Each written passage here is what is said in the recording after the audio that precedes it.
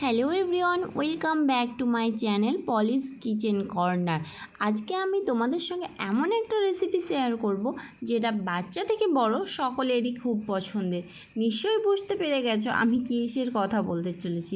চলো তাহলে দেখে নেওয়া যাক রেসিপিটি।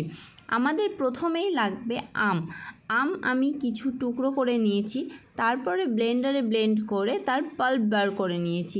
অবশ্যই ছেঁকে নিতে হবে, না ছেঁকে নিলে পরে তার যে আঁশগুলো থাকবে সেটার জন্য অসুবিধা হতে পারে।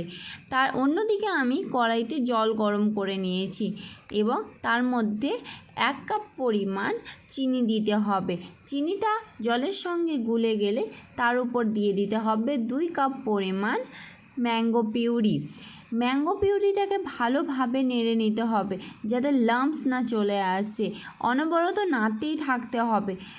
দেন ওটা যখন হালকা ঘন হয়ে আসবে তার উপর দিয়ে দিতে হবে ছুলে রাখা লেবুর খোসা, লেবুর রস ও সামান্য পরিমাণ মিষ্টির স্বাদ বাড়ানোর জন্য লবণ দিতে হবে। নাড়তেই থাকতে হবে। যখন এটা ঘন হয়ে চলে আসবে বুঝে নিতে হবে আমাদের জেলিটা তৈরি হয়ে গেছে। ব্যাস, এবার সার্ভ